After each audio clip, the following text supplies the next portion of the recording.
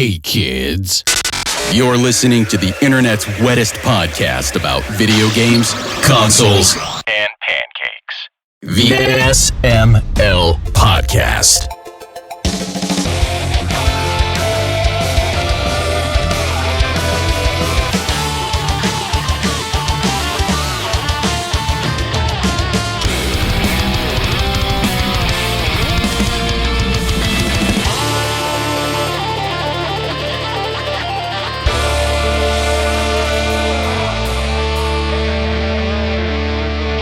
What's up, everybody? This is the SML Podcast. I am your host, Joe. It is a party cast. We've got Chris here, Pernell here, and Tim is here. How is everyone doing?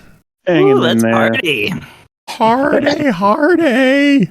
That's what they all say. They all say party hardy.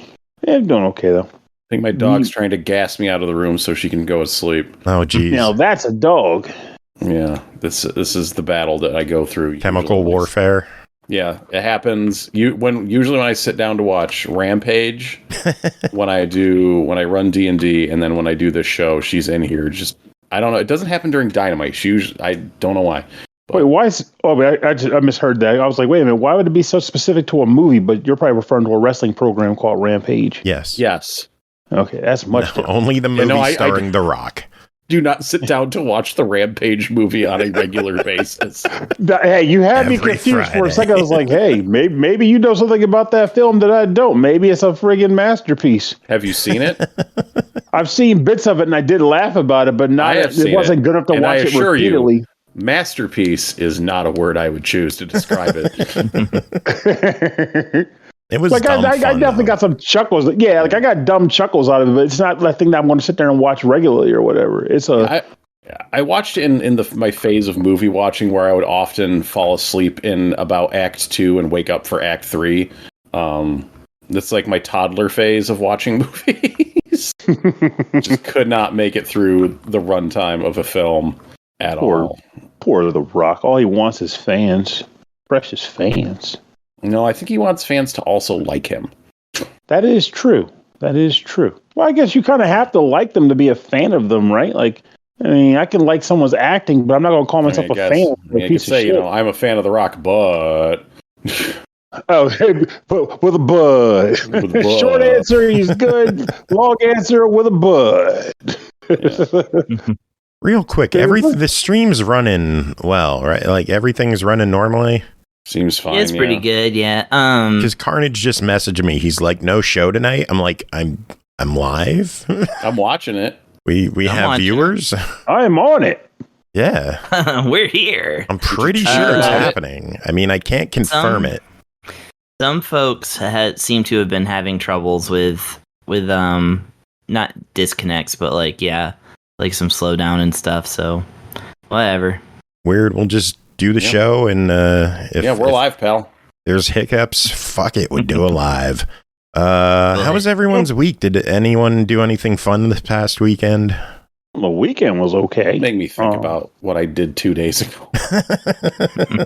It's oddly, it generally is pretty tough to remember half the damn time these days. It's like, well, I did something. I know that much. I mean, it all runs together, I did.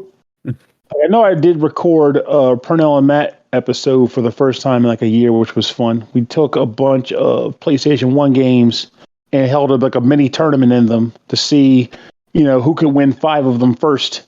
And it was a nice bit of nostalgia because I was able to play like, Bust a Move or rather Bust a Groove. And I played Bishi Bashi Special, which I had never played before, which is pretty funny. Poi Poi, which I used to love back in the day. I would absolutely get down to playing Poi Poi again. Like if people regularly played it or like Konami decided to re-release that shit in a heartball. I don't think I know what Poi Poi is. What was that one?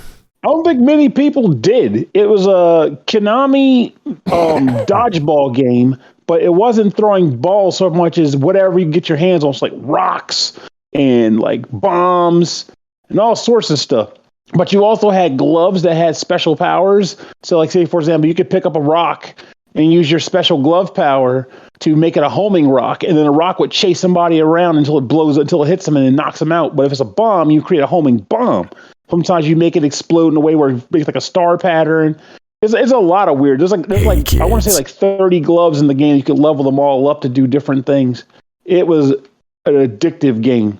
And I want to say I learned about it from probably of all magazines. Of course, it'd be Die Hard Game Fan because they were the place I learned about all the wacky shit. But yeah, that game holds up. The only downside to it now compared to present day is that the characters, you might consider the characters move a little too slow in an age where we're all used to everybody just like moving and grooving as they need. So, but it's a great game. Look it up sometime. Play it on an emulator.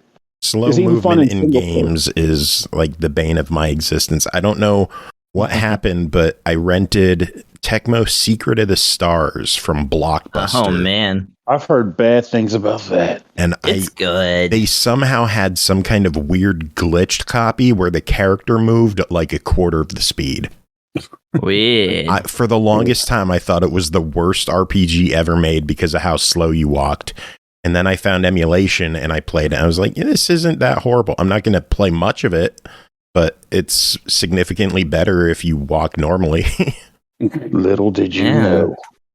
So do you really think it was an actual glitched copy, or and maybe not just a setting that you didn't know how to change? I think it had to be some kind of glitched copy. Like I know glitched versions of games can exist. Our friend Ian, who's on the show frequently, routinely talks about playing Mega Man 2, some kind of weird glitched physical copy of it where the metal blade did nothing.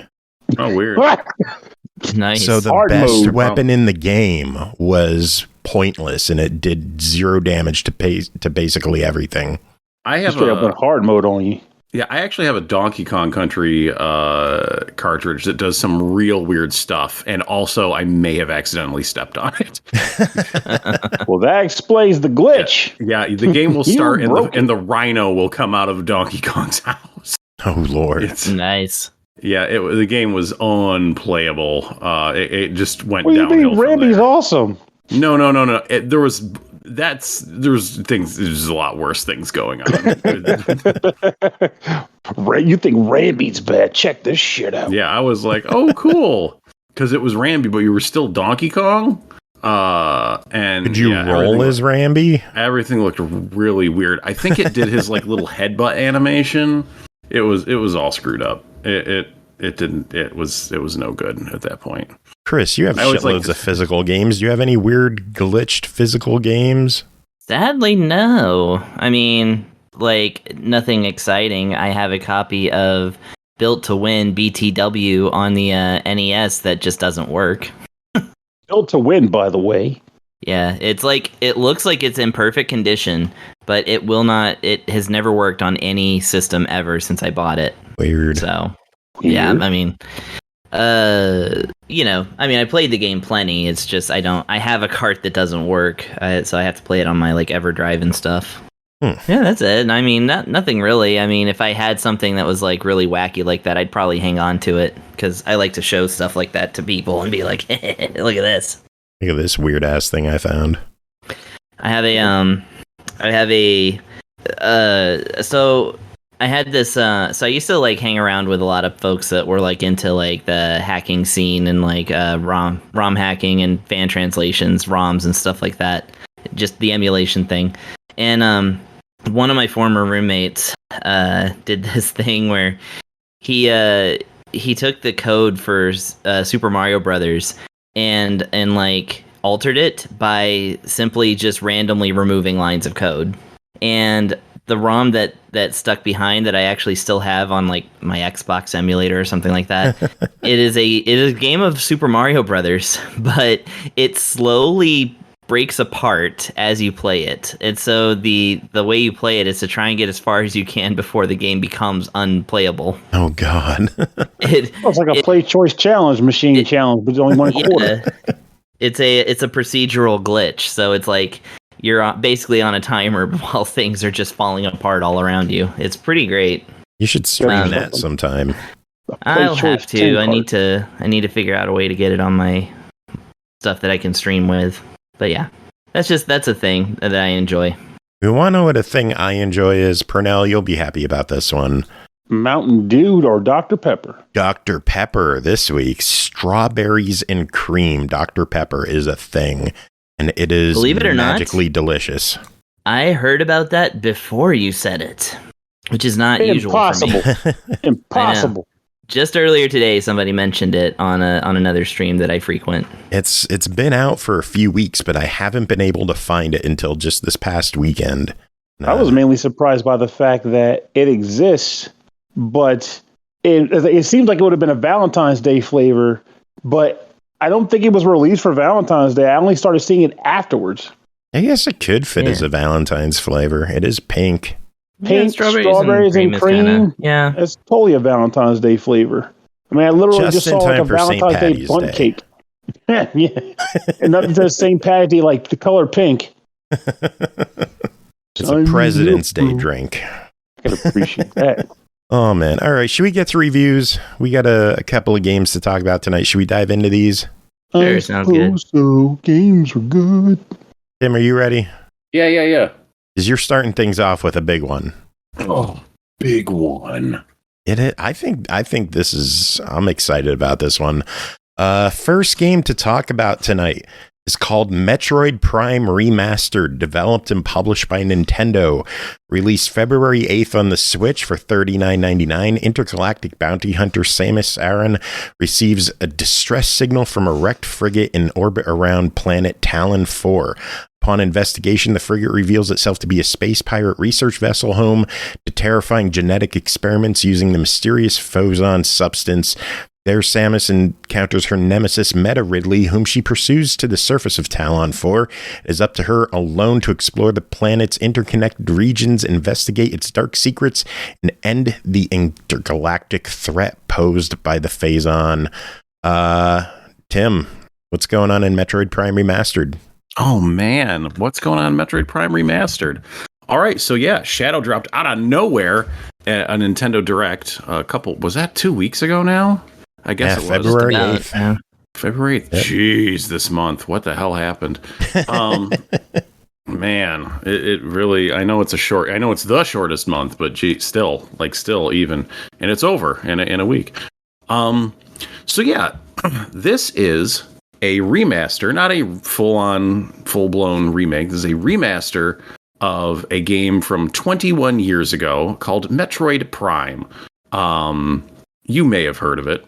It was a big deal at the time. Also, just growing old note is that this game came out when I was 21, and this came out 21 years later when I'm turning 42. There's some kind of really disgusting symmetry there.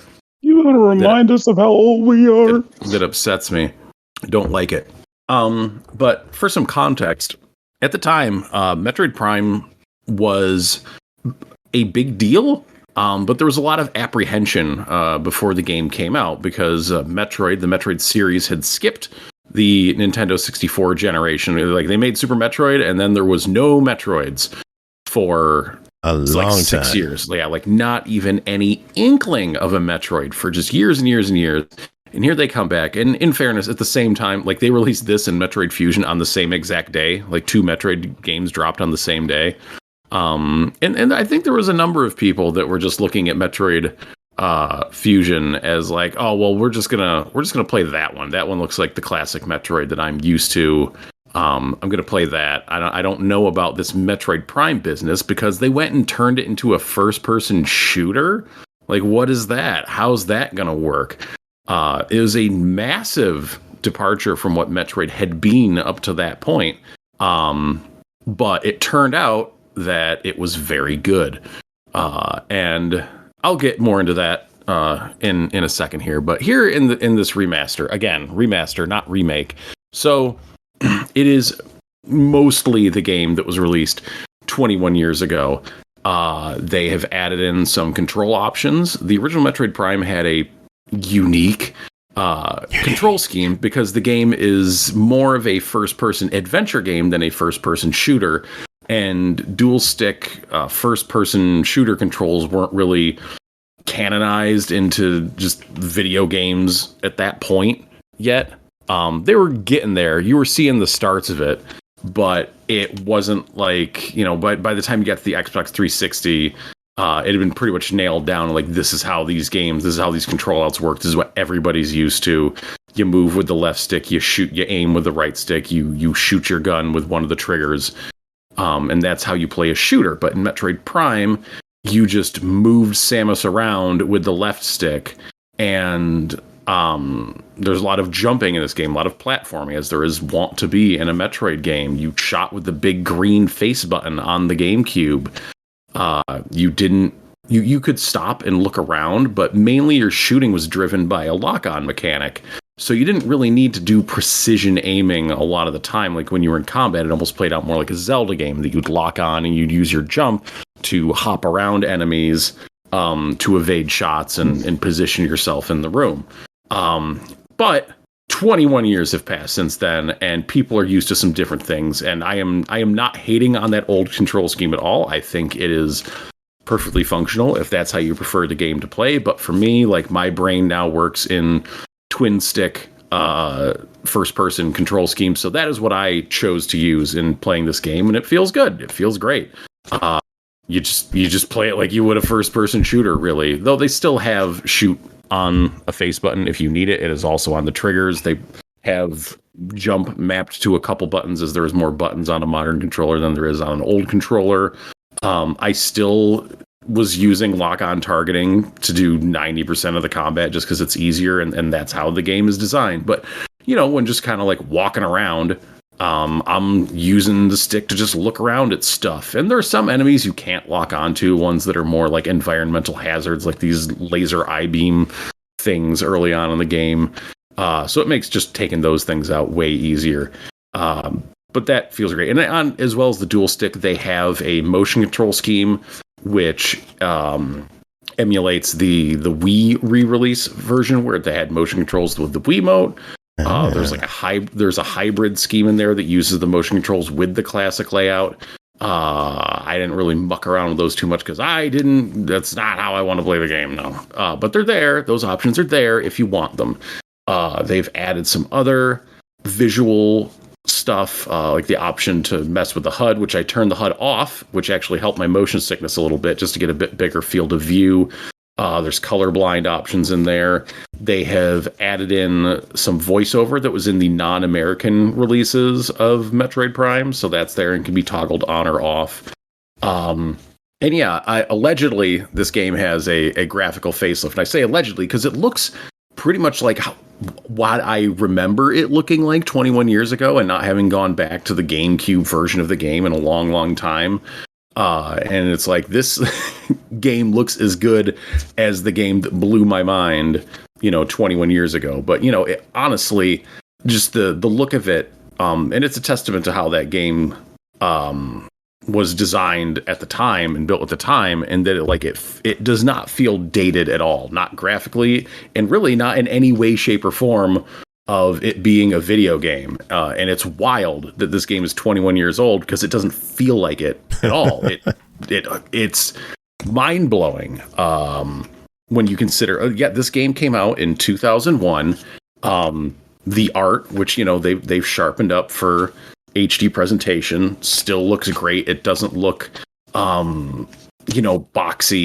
It doesn't look like a game that was just, up-resed to take off jagged edges. It looks like a sharp modern game. Like if original Metroid Prime had never existed and they put this out for 30, in this case $40, you'd look at it and be like, oh yeah, that looks perfectly cromulent for, like, it's not the best graphics you've ever seen in your life, but they are way more than serviceable, and like, it looks great, it moves great, the frame rate is fantastic on it, and it's not designed like a game that came out 21 years ago either. Once you're on the aforementioned ship, which they detailed pretty rigorously in that copy, that's kind of like your tutorial area of the game.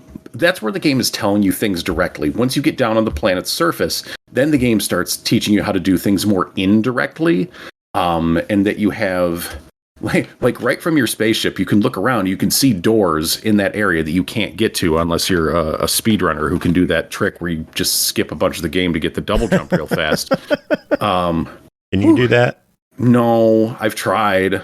I have not been able to pull it off. I didn't try it like this time. Yeah. When I first saw that it, like how they did it, I did try it, and I was never able to pull it off.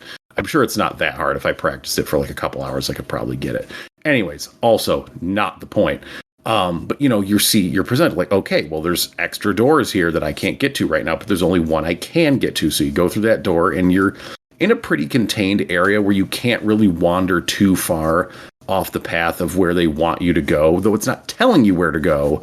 But there's only so many places you can go at that time. But there's also little side areas you can poke around in like a little bit.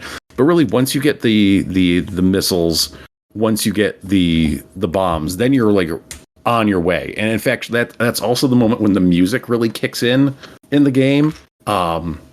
So yeah, like everything about it just fits right in. Like this, I don't know that this was the first game with like a codex or whatever, but I recall it being a kind of a big feature of the game, and that you go around, you can scan objects in the environment to get lore about the planet, the story. You can scan enemies to get hints on how to destroy them.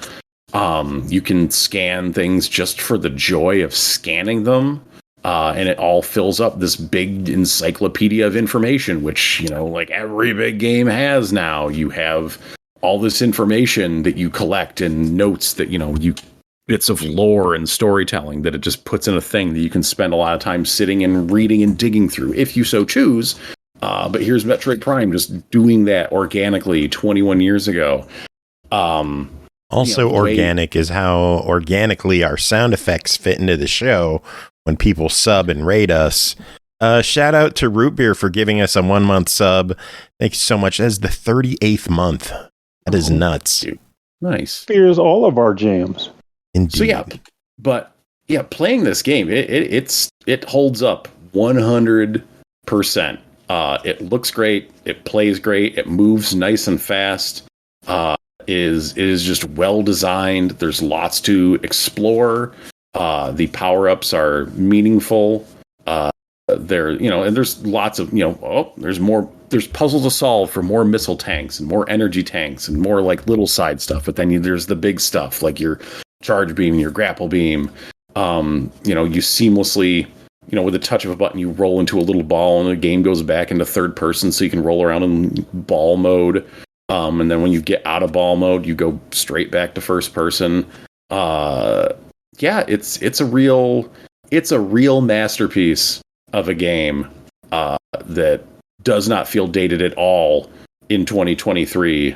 Which is the most impressive thing, that it doesn't feel dated. It's wild. And that, good job on this remaster for, giving it the graphical shine so that, you wouldn't look at it and be like, and see the cracks of a game that came out early on in the GameCube's life. But, massive credit to Retro Studios for the game that they made that was so forward thinking that it holds up. Because a lot of games from that era, I feel like don't. I mean, they might, but then like sometimes, when I go back to old games of that era, like PS2, GameCube, Xbox, I go back to some of those games and they can, there's many of them that do hold up perfectly fine. But there's a lot that I go back to and I'm just like, this UI is just kind of like bad and clunky and it's missing options for, inverting cameras or a lot of horizontal movement on cameras was backwards back then for some reason and you couldn't change it. And just like, stuff that you come to take for granted in modern games and you go back and play one of them, you're just like, well, this is a little rough. Like, it's just clunky how it's conveying information. Like this, jump felt okay at the time, but it does not feel great here. But just everything about Metroid Prime still feels really good and doesn't feel like it was compromised, because it doesn't like you have to put on some rose-colored glasses and be like, okay, well, we're enjoy this masterpiece, but keep in mind that, it's like, no, it's just enjoy it because it's great. It's one of the best games ever made. Nice. Well, it is $39.99 for new people and for veterans. What are your thoughts on the veterans. Audiences with this game? Did you just Michael Cole that word? Veterans, that word. Veterans. Everybody should absolutely be buying this game. The only thing that should hold you back, like for me personally, playing first-person games on a Switch in portable mode, like, is horrific for my motion sickness. So if you are a person with a Switch Lite who has motion sickness issues, then maybe don't. But that's the only thing that I think should hold them back from playing Metroid Prime. Like, if you haven't played it, which is perfectly reasonable because the game is 21 years old, unless you're old, like Chris, he has no excuse. An extra no excuse now. Bonus no excuse. What? What? Because you hadn't played it. Oh, I played some of it. Not the remaster. Yeah.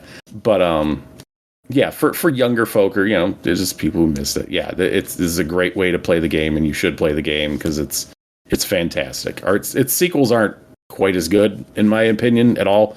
But this one is still they're not bad, but when you have this to live up to. Yeah, well, it's like Metroid Prime 2 is very much like it's Metroid Prime again. Like, they didn't even like redesign how her arm cannon looks when you when it transforms into different beams. Like, they use the same graphic for it. It just does something different. I think that game was like really rushed, and it shows. And it's also very purple. And I think Corruption is better. I actually have not played that much of Corruption, just because I think the timing of when it came out. But I should get back and do that at some point too. I did play some of Corruption. I liked it. Yeah.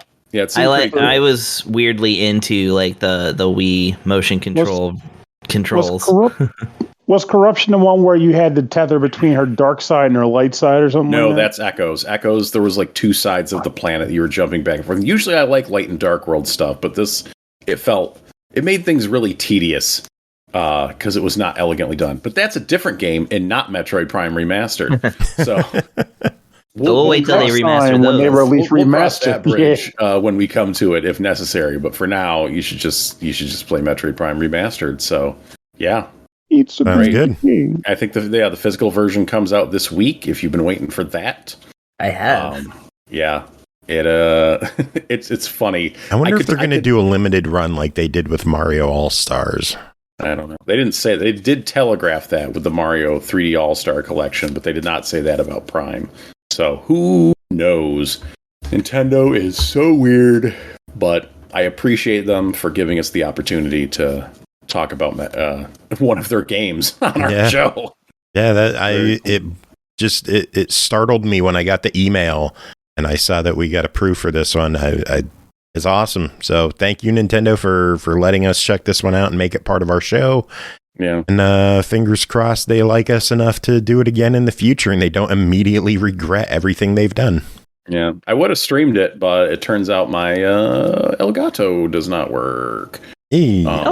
Elgato's not great.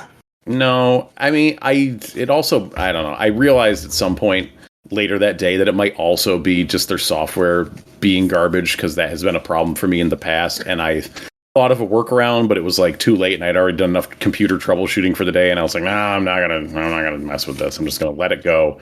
But maybe at some point this week I'll see if I have an alternative solution, if it really is the Elgato or if it is the software or something else. But you cannot tell me the USB 3 ports do not work on my laptop that I use for streaming with Elgatos at work all the time.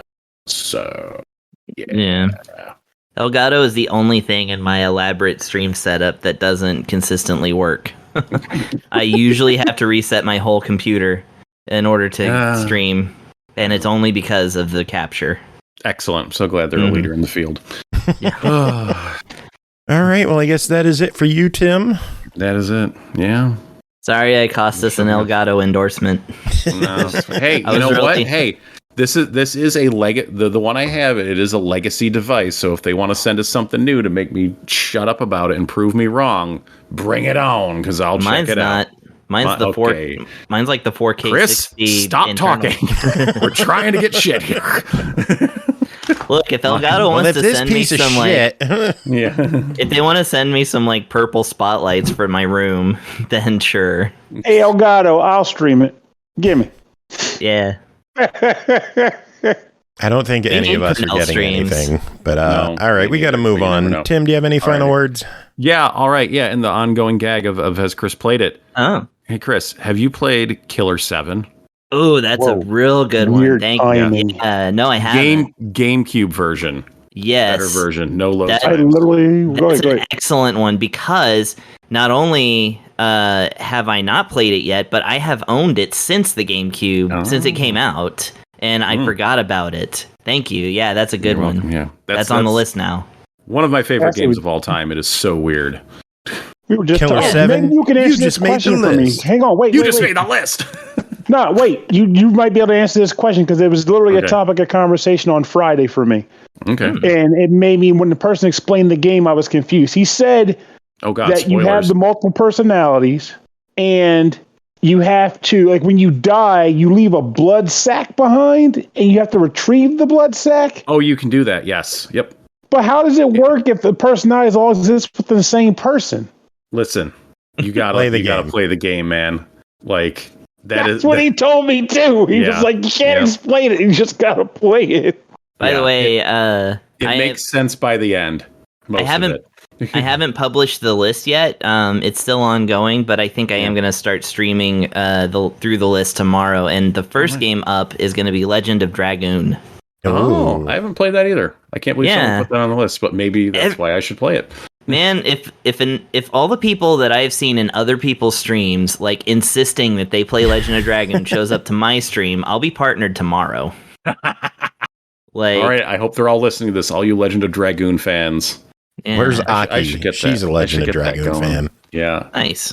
I always heard it was Bizarre awesome. I just special attacks in the game in RPGs. Yep, there right she is. there. There she is. She's fucking in chat. Legend of Dragoon. I kind of turned my nose up at it at the time because it felt like trying to ride on the coattails of Final Fantasy VII, which, oh man, let me clutch those pearls. yeah. Yeah. No, it just turns out Final Fantasy VII just changed everything forever. Yeah. So that's Good way and a bad way. I remember the water in Legend of Dragoon being like pre-rendered video water, like pasted That over sounds cool. top of the background. It looked really cool. Yeah, but because like it was Sony developed and it felt like they were like, oh, we're gonna put out our own RPG. See, we can do it too. And which brought up.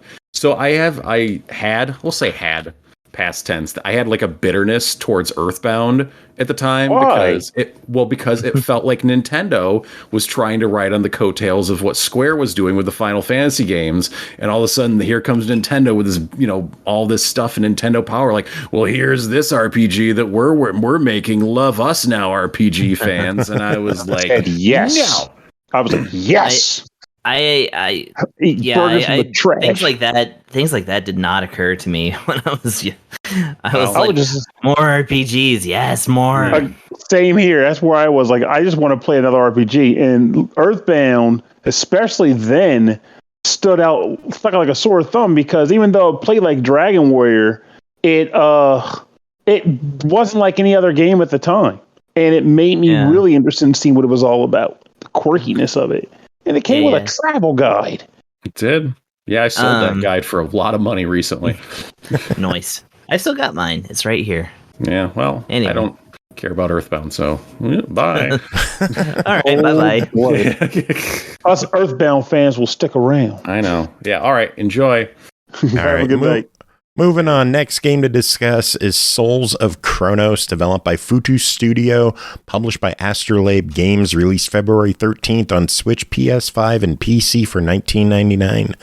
The apocalypse shattered a world in disarray. Facing his impending death, a young boy named Sid crossed paths with Tori, a girl who feeds on the energy of time.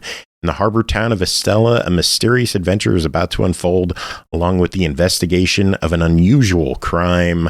Pernell, what is going on in Souls of Chronos? So, Souls of Chronos. Unusual. Sorry, I just really wanted to. I know, like unusual. It's just a game by a I company. was getting ready to echo the unique thing, but then you said unusual, and I was like, unusual. It's like you were already primed. You got to go with something now. Yeah, but that's a perfectly appropriate word to use. So, So Souls of Chronos is a game about a young lad named Sid who they kind of do a weird way of going about laying out the details, but essentially you are a criminal working within a criminal organization within a town that has two warring criminal organizations. You also happen to have experienced some tragic loss like many of the other people in this world after an event they refer to as the apocalypse, in which case really negative things have happened. Lots of people died, and it kind of changed the world for, I guess, more like the worst. It ain't help anybody in any way. So you are pretty much living in this town, but in the midst of that apocalyptic setting, you manage to become friends with a being referred to as a Chronos. They're like sort of animal, human-looking people, but not quite people at the same time. And they provide a certain ability in regards to time manipulation to those who they form pacts with at the cost of a portion of their life. I think it's funny the game makes a reference at one point. It's like, you mean like cigarettes? Like, yeah, kind of like cigarettes. But as a result, this young man has the ability to occasionally deal with like time manipulation. It factors into the narrative, but it mainly factors into the combat of the game. The main course of the game involves you investigating a crime that takes place in your town, as well as trying to get out of your town to see the world. These two things kind of overlap, resulting in you engaging in a variety of conversations and situations. And as you can probably guess, usually pretty much revolving around like a much grander plot that occurs later on. But unlike a lot of games like this, it's not a specifically run-of-the-mill dialogue stream how this plays out, because dialogue is actually run in the form of, I guess, like speech competencies, I'll call them. You'll be engaging in conversation with various characters throughout the game, including Tori, your Chronos friend. And depending on certain situations, you'll be asked to answer a certain question. And that response that you give, though the game will tell you what it provides to, will bump up one of 3 different speech traits, like logic and street smarts and hot-blooded passion, or basically. And based on where you're at, certain other dialogues and future conversations won't allow you to even use them unless you've reached a certain point, which will result in you having certain situations where you might feel like you don't have control over, but technically you built yourself to it. You might be like, I want to mug this guy. I was like, well, you're a street thug, so you're only trying to mug him. That's the only choice you get, and which can be better or worse. But I personally kind of like when games do stuff like that, because I like the idea of shaping my character in a way that later on I can't contradict. Like when some games will have like an ending where it's like, well, you go through all this stuff, and at the end there's one choice that determines your ending, and you can choose whichever one you want. Like, that's stupid. Though time saving, but still stupid.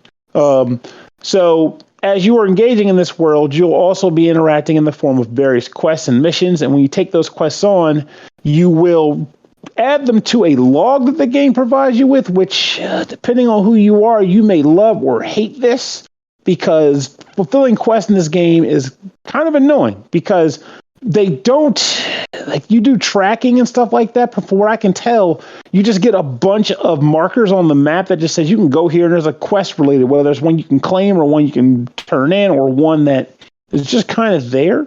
And they're all over the place when you start getting a bunch of them, and they'll refer to certain situations like, hey, go to this person to redeem it. But if you don't remember where that person is, you're going to be looking at like 7 different exclamation points on your screen. It's like, I hope this is the building that person is in, because if they're not, time to find the next one. It can get a little annoying in that regard. But nonetheless, those things are there. And when you fulfill quests, you get various, rewards like crafting materials and general items as well. And when I refer to crafting items in this game, crafting comes in a variety of ways. There's an alchemy system where you can build like potions. There is weapons where you can't really buy weapons, but you'll find weapons throughout the game by form of quest. And to upgrade those weapons at the blacksmith, you'll need a variety of crafting items and money. So you'll spend those respectively to upgrade your gear down a variety of like pathways. So for example, it might be like, hey, increase the blast radius of this bomb weapon. Or you can spend a bit of those things to increase, like, the power of the blast itself. And they go down different pathways so you can determine which skill tree you want to build up on with your resources and materials. Now, I talked a lot about the walking around and all that junk, but I didn't talk about the combat at all. The combat itself is a little bit interesting too. This is another case of you'll love it or you will hate it. Combat in this game is top down. It looks like it would be twin stick shooting, but in actuality, the game kind of just auto aims based on who's closest to you. So let's say, for example, there's like 3 enemies around you. You got a shotgun weapon or just a gun weapon, and you start mashing the gun button. You'll just shoot the guy that's behind you, not the guy that's in front of you. And the downside of that, of course, is that this controller literally has 2 sticks on it. So you would think it made sense to make it in this manner, but they just chose not to for whatever reason. So doesn't make combat bad. It just means like you'll be finding yourself in situations like, I want to aim over here. It was like, you're not doing that. You got to do what we tell you to do. But with that said, combat still can get pretty frenetic because enemies spawn on the map. Like if you're in town getting into a battle, it'll kind of dump you into like an arena where you'll fight. But if you're in a dungeon, enemies will just spawn in the rooms while you're in them until you clear the rooms out. And it can get pretty hectic at times, but that lies part of the fun. But if you find yourself in a situation where you need to heal yourself, there are items that you can have in your inventory. That's like a quick reel where you can press left and right on the cross pad to scroll between them, up and down to use them. And you can use items to heal your stats or your actual health or what have you in that manner. Tori, the Chronos, is also a companion of yours in combat. And the way she works is a little different because she just kind of goes and does what she wants to do. She's a brawler at heart. You can learn skills by way of leveling up your character and spending skill points on a few of her traits to build her up, but her main attacks level up as the game progresses itself. As you battle enemies, they have two health gauges. There's a health bar, and there's what you can consider to be a shield bar, but in this game it's referred to as Chronos energy. And when you attack enemies, the first thing you chip away is the Chronos energy. And as you do that, you build up a gauge, a Chronos gauge. And once that Chronos energy itself is torn down, you can start attacking their health. But if you max out your Chronos gauge, you can press a button to stop time. And for a short window of time, you can use Tori to rush up on enemies and beat the snot out of them, which just starts mauling at their health. And then when you go back and your times change comes off, all the damage just piles onto them at one time, which is kind of nice for, just taking care of business here and there. And honestly, I kind of like that general flow of combat. The only thing I wish that combat did a little bit better was I wish that I felt more compelled to want to dance around and change weapons, because for better or worse, they designed the weapons in this game to be generally all perfectly viable options. So you'll just choose the one you want. But I can also find myself, or have found myself, feeling just comfortable, like, oh, I use this for a little bit. I just prefer the thing I had before. I'm just gonna stick with that and be good. But that in itself is a personal issue, not an issue that hurts the game. But there are 2 issues with the game I have that I do genuinely feel kind of hinder it a bit. The first one is the walking speed. I really, really wish you could walk a bit faster in this game, especially for all the running around you got to do for side quests and stuff like that. But there's a slight dash button in combat that you can get. But I wish I can remember the game I'm thinking about. But it's the equivalent of like a game where you have a dash button that gives you a short sprint, and you just find yourself mashing it whenever you can because you just want to run faster. You're not using it to dodge. Fall into the abyss want to move of my gaping butthole. So that becomes a bit of a chore over time. But the most egregious issue I've had, and I've come across it more than a few times, is I guess this game needed an editorial pass. There's a lot of issues in regards to text or dialogue in this game. It's interesting, too, because the way they talk, they go into this game with very much a novel feel, whereas you're talking to characters or walking around certain environments during a story sequence, the game will go out of its way to have a whole paragraph or 2 describing, okay, the environment you're in, or here's the expression that this character has, or just enough to set the scene like a novel would do.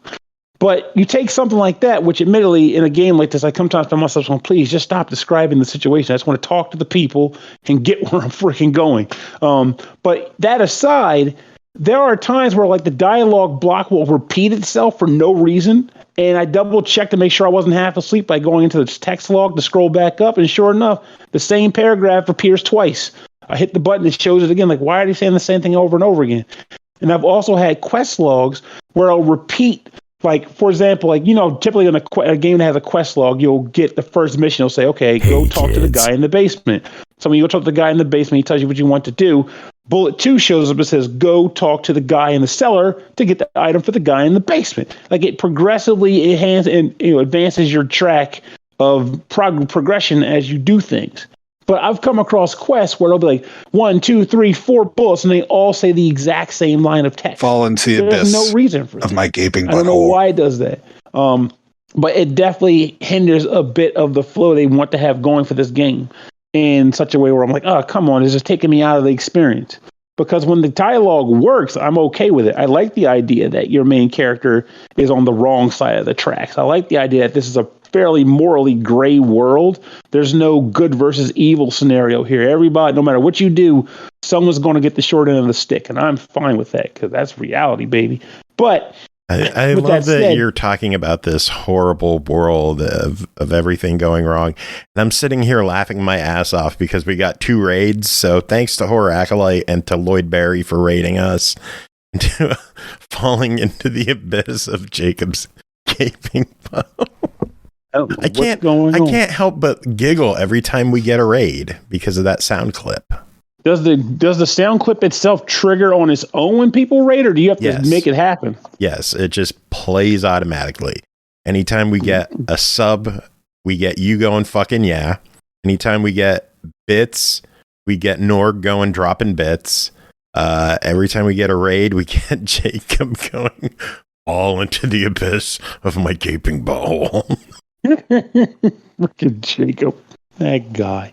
And like the worst was that Carnage had to do it during the fucking Nintendo review.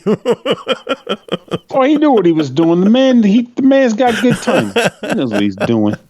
I can't wait for Nintendo to listen to this review and be like, "What did we do?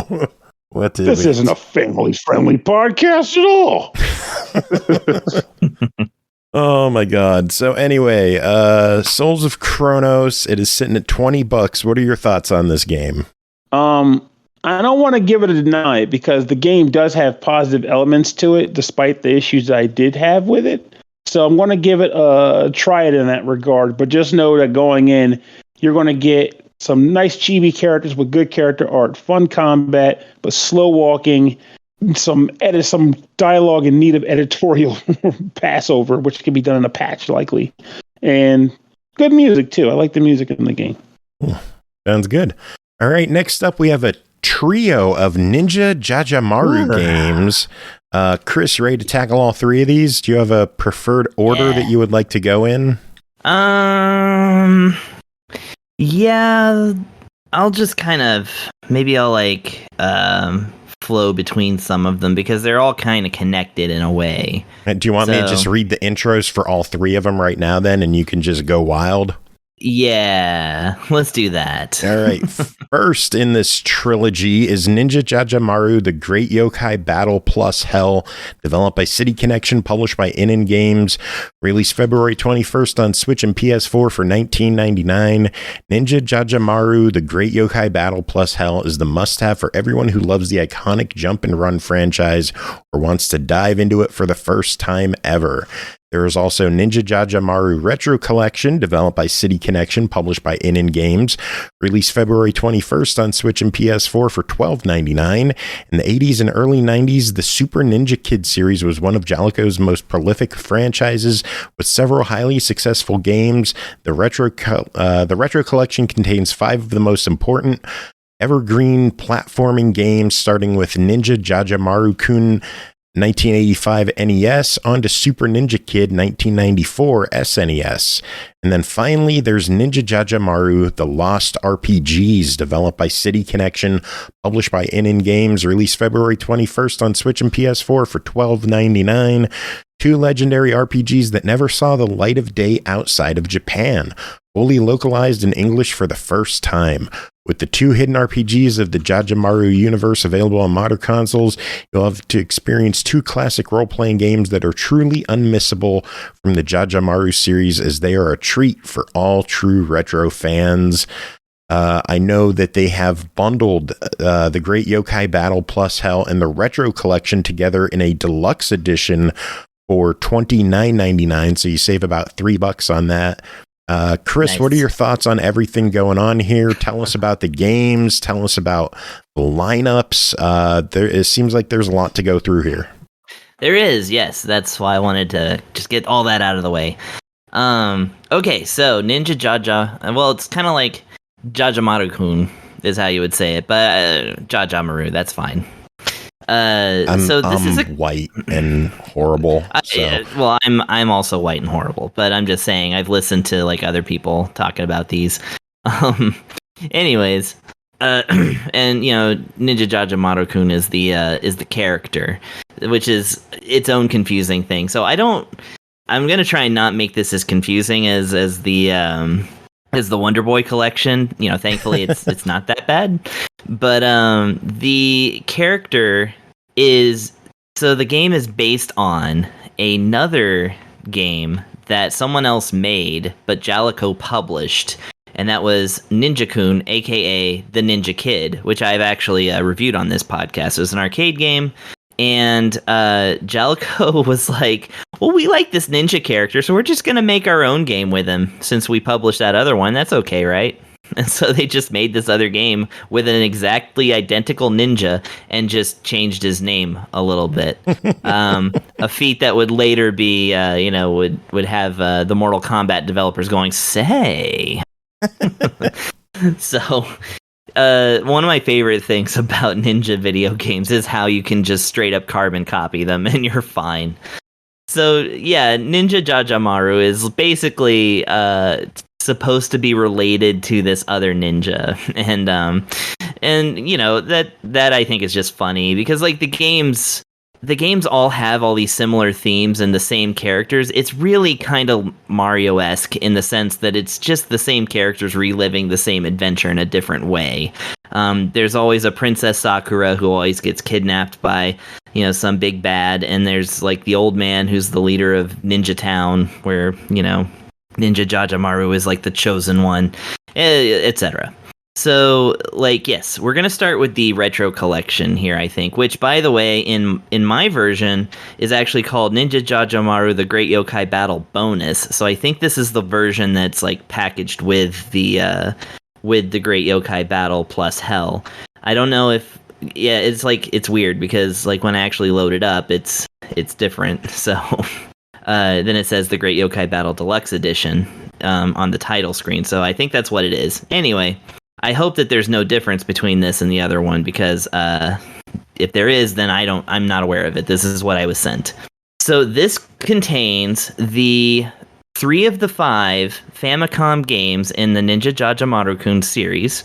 It has the Super Nintendo game, Super Ninja Kid, which, by the way, stars Ninja-kun, not Ninja JaJaMaru-kun. So remember how I said it was going to get confusing, but I'm not going to go into it? Yes. And then it comes with the Game Boy Adventure that is called Ninja JaJaMaru, The Great World Adventure, and a newly colorized Ninja JaJaMaru, The Great World Adventure DX, which that's a new product, but it is the exact same game as the other Game Boy game. It's just got a color palette that you would recognize from the Game Boy Color days. So that's just to let you know, this is really for unique games, one of which is just basically a color option version of the other. I don't know that it has any... I mean, they both say they have 6 levels and bosses, so I actually don't think that there's any difference functionally between these games. It's just color. Okay, so the first game you'll recognize as... it was kind of an arcade hit. It was actually a really big hit on the Famicom, which if you played it, you wouldn't really think that, because when you started off, it's so clunky. It's a single screen game where your little ninja is dropped into a screen where at the top of it is the big bad pirate Namazu Deyu. I don't know if that's how you pronounce it, but he's a pirate and he's got Princess Sakura. And you basically have to defeat a bunch of ghosts and travel across the different, there's like 4 levels to the level, but it's a single screen. It looks a little bit like Donkey Kong when you're playing it, except that you're fighting ghosts with shurikens and jumping on their heads, trying not to get hit. You can bust up some brick floors and drop through floors and things like that for power-ups. Princess Sakura drops flower petals that you can collect for bonuses. Just good old arcade fun. It's actually fun to play. It's just that when you start it up and it's like moving like slow for an NES game, or like kind of choppy for an NES game. Like you'd recognize the choppiness. You know, and it was developed by Tosei. You know, they're known for pulling that crap.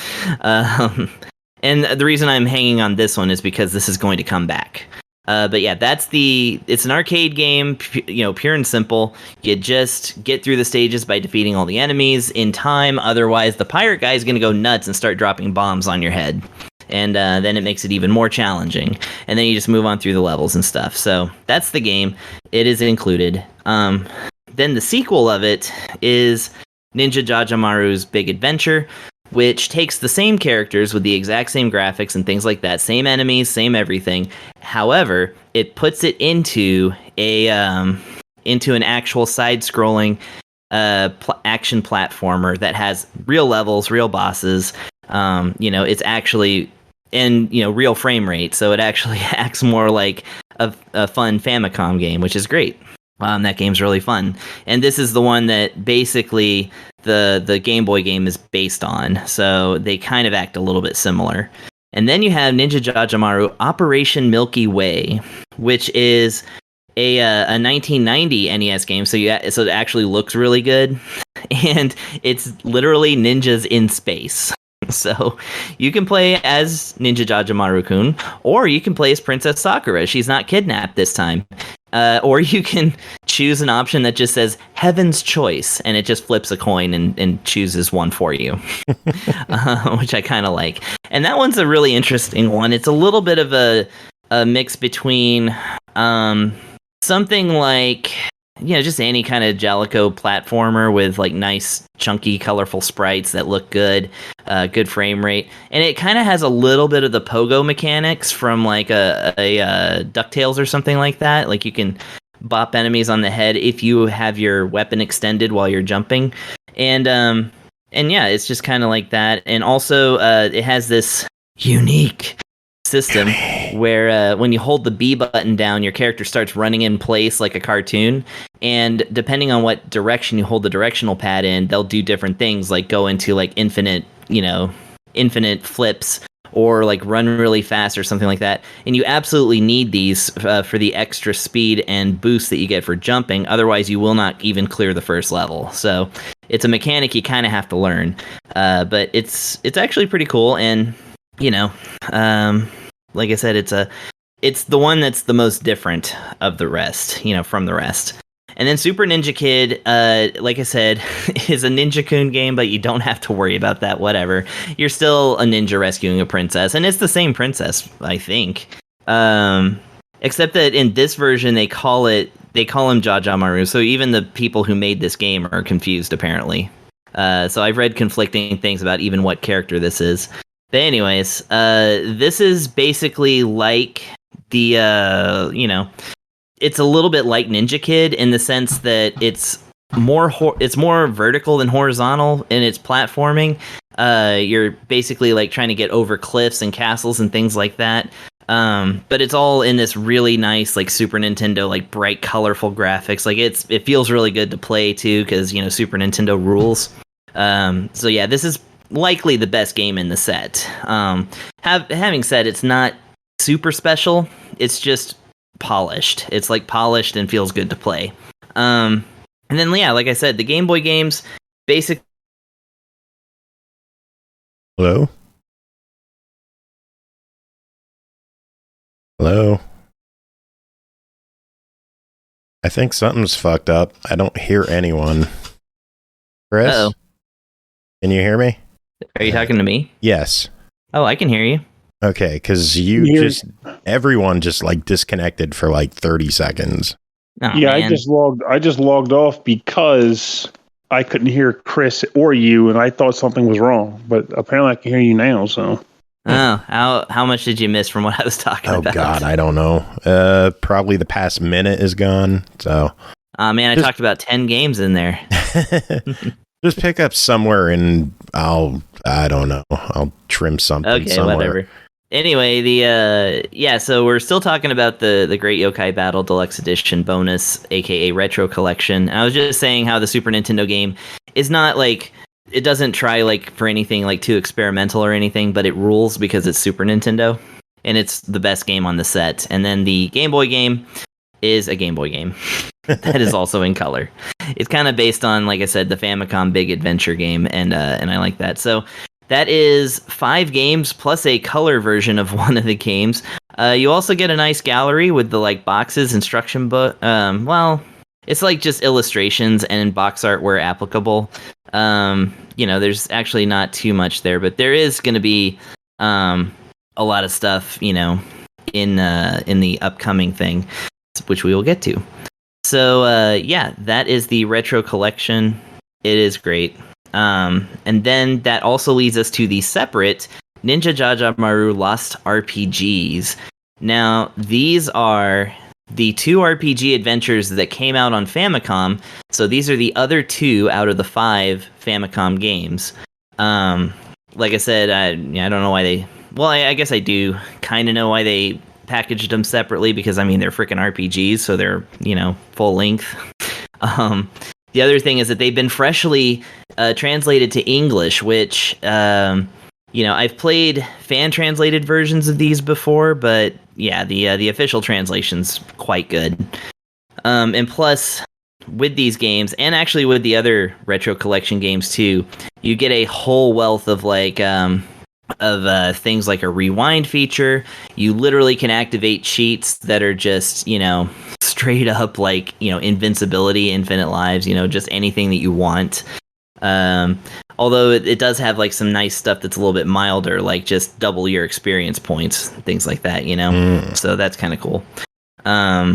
Well, I guess one of them has that. The other one looks like it's just God mode, things like that.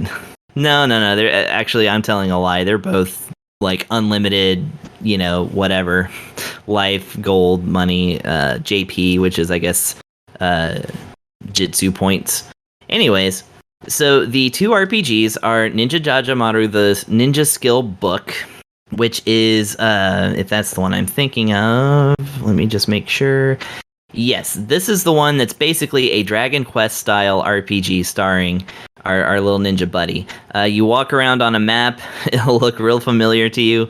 You get into random encounters with enemies, including my favorite enemy, Stupid Dog, which is just a dumb looking dog that is they're cutesy enemies. So there's a little bit of an Earthbound-ish, maybe even Dragon Quest-ish charm to the things that you're fighting. And it's just different things you fight with shurikens, you can equip better shurikens. Your jutsu is basically your magic, which you acquire throughout the game. It's just, explore, level up, get to the next place. Very 8-bit. However, I do like that it's fully in English, it's well written. It's a little bit slow, but the one thing that is actually kind of cool is about both of these games is that you can speed up the text, because the text is actually kind of slow, by holding the up button, which is odd. I had to discover that the hard way, so that's kind of interesting. Anyways, and there's also this thing called blessings, where if you pause the game, then where you're at in the game right now, you can do things like restore your HP. You can also curse the foe and reduce their HP to 1. So there's immediate cheats that you can use to get out of a certain situation, which I actually quite like that. I've never seen that before. So that's kind of cool. Anyways, then the other Ninja JaJaMaru is The Legend of the Golden Castle, which is the later game, again, 1990, so it's a much fancier game. This one is also an RPG, but it's an action RPG, so it's much more akin to something I would call it close to the Final Fantasy adventure, like the first Seiken Densetsu, because it kind of has that feel to it. But, you basically travel around an overworld map, and, you go to a location, you find out you need a key, the key's in this location, you go to that location, fight some enemies, fight some bosses, talk to some people. It's all good fun. But like I said, this one is much more Zelda-esque or Seiken Densetsu-esque. And yeah, again, I like it quite a lot. Yes. So that's 8 games now, I think. And oh yeah, by the way, it also has a really cool like badass like intro story that I think is cool too. Because 1990 NES was basically trying to be like Super NES at the time, so they were really gunning for it. And I can't get back to the menu. That's fine. Whatever. Well, I think that covers all the games. That covers all the retro games, yeah. And then what else is there? Okay, now there is the main event, the Ninja JaJaMaru Great Yokai Battle plus Hell, which is, let me just get some water here. No, just kidding. So this is basically a thing of like, you know, how they kind of like upgrade arcade games by making them a lot flashier, a lot more colorful, and like you know, give them unlockables and things like that. Well, that's basically what this is. Something like, you know, like Burger Time Party or something like that versus like Burger Time. This is a 1 or 2 player version, basically an update to the original game, the original one-screen arcade game where all you do is defeat all the enemies, jump up the platforms, break bricks, and, you know, try to save the princess. However, this game has a gold collection system where every enemy that you defeat drops a bunch of gold, and you have to try and pick it up. And when you pick up enough gold, it unlocks a new character, or it unlocks a new piece of the gallery. It unlocks a new entry in the history museum. Like, this game has a ton of stuff to unlock, and it's all about going back into levels and like unlocking everything. And the amount of characters that you can unlock is actually 25. Including what I've got so far is 7 different colors of ninja. Each of them with their own like kind of quirk and backstories. Like, they actually will describe, oh, Pink Jaja is actually like a cousin of JaJaMaru, and like, you know, it's just they all have like these like stories and stuff, even though they're just palette swap ninjas. Again, Mortal Kombat got their start here, and among the characters, you can actually unlock almost all of the standard yokai enemies, including Hedoban, which I love because he is a skeleton man and he can throw bones. You can also be Karakasa, which, if you remember your yokai, is the one-legged, one-eye bouncing umbrella. So you can also be an evil penguin. Like, it's pretty great. They also have characters that they brought in from other Jalico games that feature in as power-ups. So sometimes you can collect a thing that lets you turn into, for instance, the car from City Connection, and you can just drive over your enemies. You can turn into a ship from one of the shmups I've forgotten the name of. You can even unlock Budo-san, which I reviewed before. That's the pig that can throw bombs. So lots of Jalico love in this game. Like I said, it's designed from the ground up. It's really good. Like I said, you know, it's very modern. The frame rate is like perfectly fast. The arcade game, like, it's really nice and challenging. All the levels are really different from each other, but it's still got the classic enemies, the classic 8-bit sprites. You know, big bosses that show up when when you clear enough levels. You can go back and revisit the levels and try to get achievements. It's basically one of those things where if you are new to this series, this will probably get you interested in the rest of the games, because it's basically like just this fun celebratory party of a Ninja JaJaMaru style game. So quite like this one a lot. Nice. So let's go through all of them. Ninja JaJaMaru, the Great Yokai Battle plus Hell, $20. Your verdict. So by itself, $20 does seem like a lot. However, I would say if you are going to pick one of the games, this is going to be the one that is the most tailored to modern sensibilities and arcade style fun that we expect from like nowadays. So I would say this is a buy it. Okay, the Retro Collection for $13. Yes, I would say that's a buy it. All the games are really good. Only the first game is a little bit clunky, but even then, it's still fun to play. And like I said, the real standout here is the Super Nintendo game, and I think the third NES game, which is, like I said, it's an unusual platforming type game. The deluxe edition, if you're getting the both of them, is it better off to just get the deluxe edition for $30 and save a few bucks? I think that is, the best course, because I do believe that you'll be inspired to check out the older games if you play the newer one, and vice versa. I mean, once you play, if you're a fan of any of these other games, even though they never really came out in the US, then I think that you're going to be really into this new take on it. Cool. So that's a sensible saving of $3. Then finally, the Lost RPGs is $12.99. Your thoughts? Absolutely, yes. 2 RPGs for $13, and the fact that they are, officially translated 8-bit RPGs, you almost never see that. Also, they're like the only 2 Jaleco RPGs that I know of. There was one on the Nintendo DS in 2010. Like, that's it.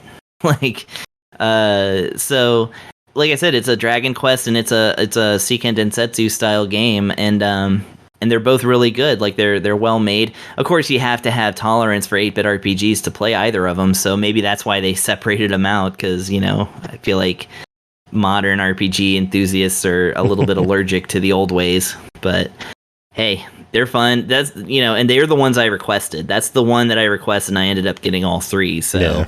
that was the one that had most of my interest, and certainly I'm going to be playing through both of those games, so absolutely a buy it on that one. Cool. So it sounds like a winner all around. Yeah, just get all of them. And in fact, maybe even check out the physical that's coming out from our good pals at, what is it? I can't remember. Strictly Limited, right? They're the ones that are handling the physical? I think so. They usually handle ININ. Wait a minute, let me check. Strictly Limited. Strictly Limited's handling the one on this one, so... Gotcha. I might even buy this myself. Oh, they're actually selling the cartridges separately too, so you can buy like the Super Nintendo cart for $50. You can buy like the NES version of the, looks like, I don't know which one that is, but yeah, looks like you can also get the Game Boy Color version of the game too, so you can spend a whole rent check on Ninja JaJaMaru. Good shit. All right. Not one final game. We have 2 final games. Next game to talk about, Iris and the Giant, developed by Goblinz Studio, published by Klabater. This one is coming out March 2nd, so we're getting a nice early look at this one on Xbox One and PS4 for $14.99. Iris and the Giant is a fusion of a collectible card game with RPG and roguelike elements. You play as Iris, who must brave her fears in her imaginary world. Behind the game's unique minimalist art style, players will explore a touching story of a young woman facing her inner demons and soothing the raging giant inside. Pernell, did you soothe your raging giant inside? But I had a lot of fun trying, because this game, it's in a sea of the deck building genre. I feel like this game does a little bit different. That's just enough to say that this feels like a bit of a refreshing experience in the concept. The idea behind this game being that Iris is ascending a set of stairs, like a sort of pantheon, with the goal being to reach the top and defeat the giant. And each floor of this progression involves a specific process. You are faced with rows of enemies, usually between 3 and 4 rows. And in these rows, like I said, there will be monsters, there will be various objects you can interact with, and they're all pushing from the back to the front, with their goal being to attack Iris and ultimately defeat her. At your disposal to defend yourself is a deck of cards. But unlike with most deck builders where you have cards and you reshuffle your cards and get new cards, these cards are one and done. Once you use a card, it goes away, and when you run out of cards, your game is over. So this is less of a deck builder and more of a deck survival game. So certain cards have different synergies, like, for example, a sword card can be used with another sword card in sequence without losing your turn. And you'll be making use of that sort of thing in order to kind of expand on how much time you get before enemies can retaliate against you. When you find certain items on the board, for example, a chest, if you can break the chest open, you can pull more cards out of that chest that provides you a variety of different moves. Each stack of those cards can be the ability that you want to get, but also a certain quantity of them. So, for example, you open a treasure chest, it'll say take 2 decks of cards or 2 packs of cards. And it might be 5 arrows, which will allow you to attack an enemy that's anywhere on the field, or 5 swords, which, as I mentioned earlier, you can chain those, Or you might get 3 daggers, but the dagger is an insta-kill to an enemy that you stab with it. So you're faced with that choice. But they add extra layers to this too, because you need these cards, you want these cards, but if you damage the chest in the process of getting to it, now you can only get 1 pack of cards from the chest, and your options are reduced. So if you have an item that lets you attack multiple squares or something like that, you might want to reconsider using it if there's a treasure chest in your way. In addition to that, there are occasionally crystals you can find on the map where if you crack those open enough times, you'll be able to unlock a rare card that you can add to your deck to use, again, like 1 time, and that's it. And as you kill enemies, you'll also eventually get to the point where you can level up your character. And when you level up, you'll be able to increase or add a buff to your character that will help you on that run. So, for example, you might be able to say, draw 5 cards instead of 4. Or you might make it so that shield cards will let you block 3 rounds of damage instead of 2 rounds of damage, which, I'm going to tell you something, pretty damn useful. I mean, I'm not kidding. Every upgrade in this game is pretty useful because you're going to need them. Because this game is not easy, at least early on. Because there are a decent variety of monsters in this game, and what you're going to discover as you progress through the game, at first it's going to seem like, oh, wow, this is pretty straightforward and easy. I can attack 5 guys if I got 5 swords in my hand. They don't stand a chance. I'm good. But the further in you get, the more enemies they start to introduce to you in order to progress, in order to fight. And you'll see a new guy on the screen.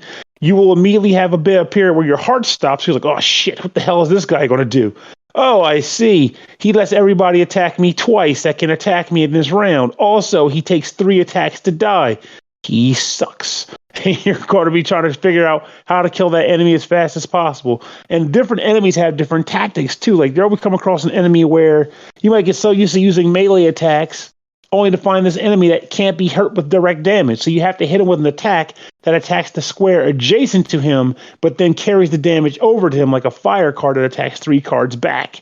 And the other part of this, too, that I didn't even mention, which is probably the most important part of it, is that progression from floor to floor isn't even typical as these games. Like, you might have been hearing me talk this whole time and thinking, oh, I see, you progress from floor to floor by killing all the monsters. That is not true.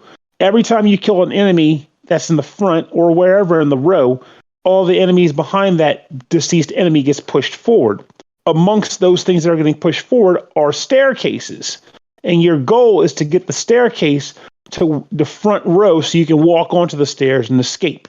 And that gets to be pretty strategic later on when enemies start to overwhelm you. And your goal is like, I just need to get the damn stairs to show up before I get mauled. What am I going to do? And there's some really cool strategy you can employ to make that happen. Like, I learned late in my game that there's an item called the whip, whose purpose is to pull enemies and objects to the front of the row. Or more specifically, it tells you you can pull enemies. Then I later realized, well, if I can pull the stairs to the front of the row too, if they're visible. And yes, the whip can pull the stairs. And that went from being an item I didn't give 2 hoots about to my favorite damn item in the game to pull out in the clutch, just to get this thing wrapped up. And there's other elements in this game, too, that I didn't even mention. Like, for example, as you level up, as I mentioned before, you do this by collecting a bunch of stars from enemies and stuff like that. But when you eventually die, depending on how many of those stars you accrued on that run, you will gain access to new things for your next run or beyond. For example, you might get what's referred to as a gift, a pack or 2 of cards that will immediately be in your inventory on your next run. So that's not something that becomes a consistent benefit, but for that run, it's great and you will use them because, yeah, cards are going to burn out. Another thing you can find are imaginary friends. You'll find those sometimes at the end of a run as a bonus, or you might find them by way of finding hidden staircases on the levels.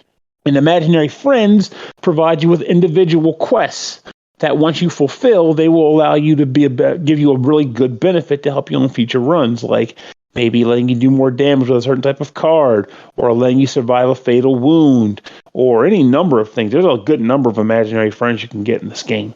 And you can also discover memories, which are memories of Iris's time on Earth or wherever she, like basically on Earth, because who knows where the hell she is right now. She may be unconscious, she might be in a coma. I don't know, but you'll find out.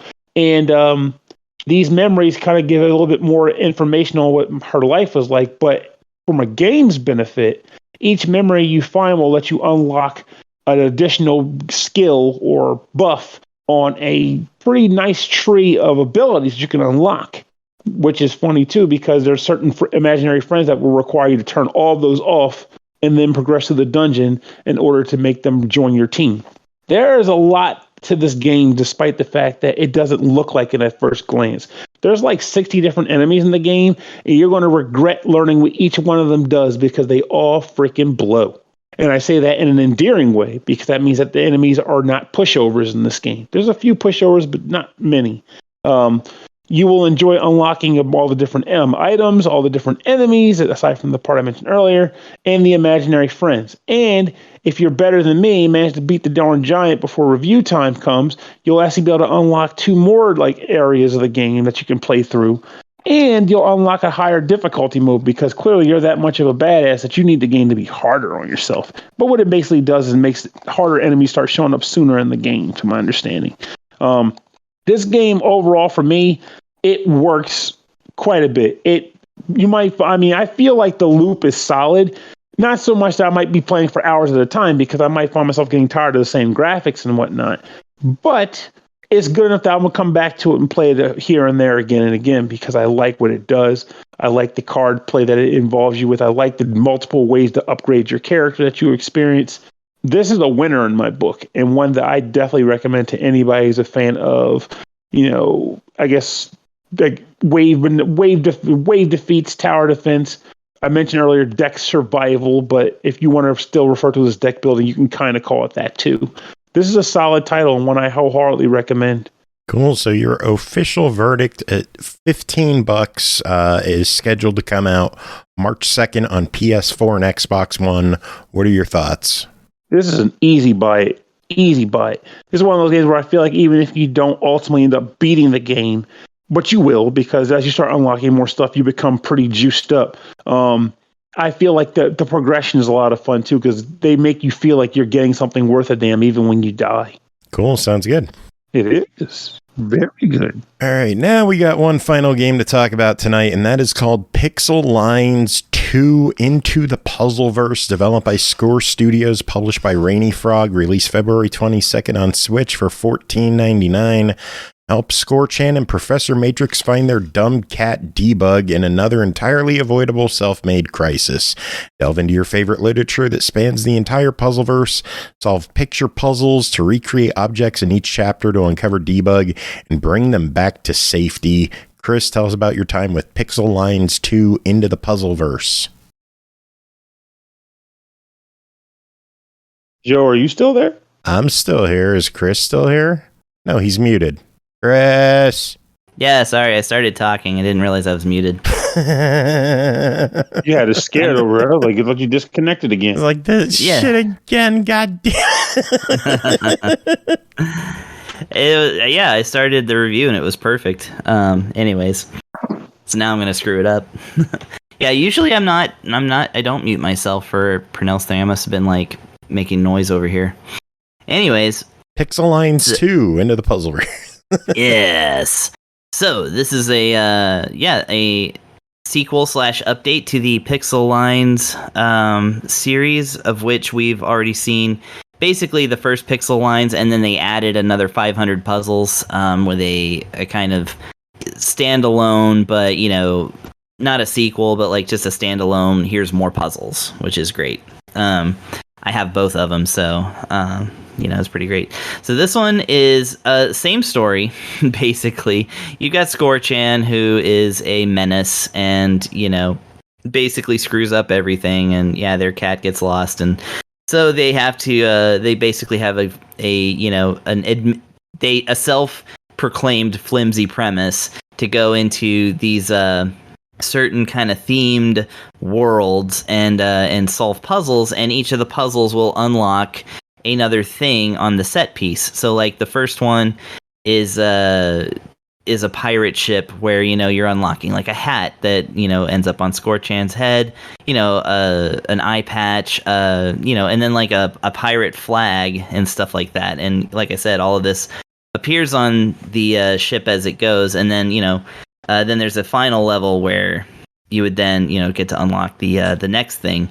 And it's actually done in a really cool style this time too. Like the characters are kind of this really fancy clay looking thing. Like they look like photographs of like clay models and stuff like that. Like it's actually pretty cool. It's not just like anime style or anything like that. So that's the story mode, is that basically you just go through the story mode and solve these puzzles and unlock different stuff for the levels and then move on to the next level. Then there's puzzle mode, which is just a freestanding whole bunch of like extra themed series of levels, there's, great art and flags of the world and rainbow and Japanese yokai. These are, there's collections of puzzles here, anywhere between 9, 10, 25.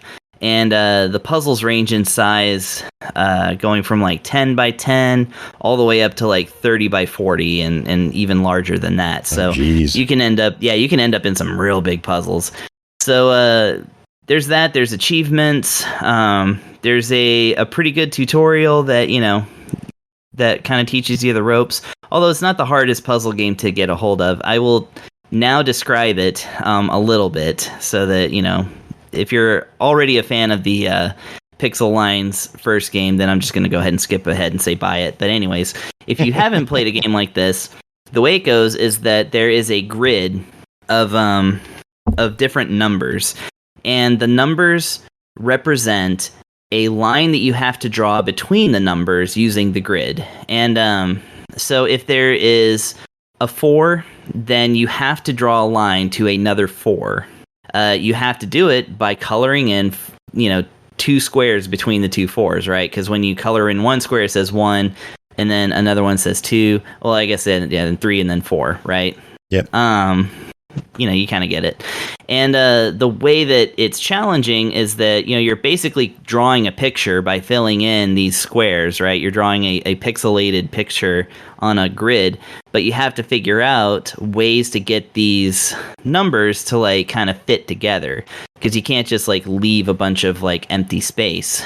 You're actually coloring in this whole thing. So a lot of the strategies on how to do this is to kind of fill in the smaller numbers first, go around, of course the 2s are always going to be right next to each other, so you can just connect those. Then your 4s, your 5s, your 3s, and just kind of figure it out. But the game does actually have some really, really cool aspects to it. Basically, you can have it fact check you, and to, kind of sweep through for mistakes and such, if you want to do it that way. It always has the puzzle controls in the start menu. There's a lot of accessibility options too. There's actually one called arachnophobia, and I have no idea what it is, but I have it toggled on. I'm guessing there might be a spider puzzle in the game somewhere. Maybe, I don't know. Maybe it's just a joke, because they kind of do have they have a screen shake option too, that you can toggle on and off. So yeah. The games are very silly. They very much like to put as much humor into all this stuff as possible. And yeah, like I said, the pictures are good. The puzzle, the whole gameplay loop of it is just addicting. You're going to sit there and do 10 puzzles before you even realize it. So, because it's just you just pick it up and just start doing, because it's so accessible to just start drawing little lines. Yeah, it's really hard not to recommend this game, honestly. It's a perfect idea, perfectly implemented, so or perfectly executed. So, what can I say? Oh, $15. Give it a verdict. Yeah, go ahead and buy it. This one is more impressive than the last one, but I also recommend the last one too, because again, the more puzzles, the merrier. Like I said, they do a really good job with these. I would say that, if you start playing one, you're going to end up buying the other ones anyway. So, yeah, absolutely buy it. Cool. Sounds good. Mm-hmm. All right. We made it through. That is it for this episode. Big thanks to the two of you for being here, hanging out. Big thanks to Tim for coming on, chatting about Metroid Prime Remastered. I still can't believe we got a Metroid game to cover. That is so freaking cool. Big thanks again to Nintendo for entrusting us with giving Metroid a good review, because, that's such a contentious game these days, where, the highs and the lows of the review scale. I mean, it just runs the gamut from 98 to 96. Oof. It covers all of them. It's true. That's all the numbers. Those are Zelda numbers right there. Hey, Metroid's just as good as Zelda, so I'd say so. what I think. Anyway, music this episode, we're going to play some Metroid Metal. Hell yeah. Because it fits, right? What's not to like?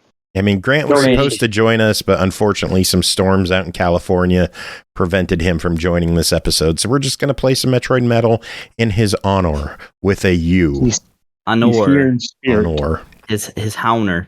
His Hauner. By the way, I just pre-ordered the special edition of the Ninja JaJaMaru collection. So I didn't even need to review it. I just bought it anyway. Well, then return the codes. I'll use them. No. No. I already downloaded them. I don't think it works that way. We'll figure it out. Anyway, anyone have any final words to end the show? No, it's fucking cold. No, I'm good. Have a good night, everybody.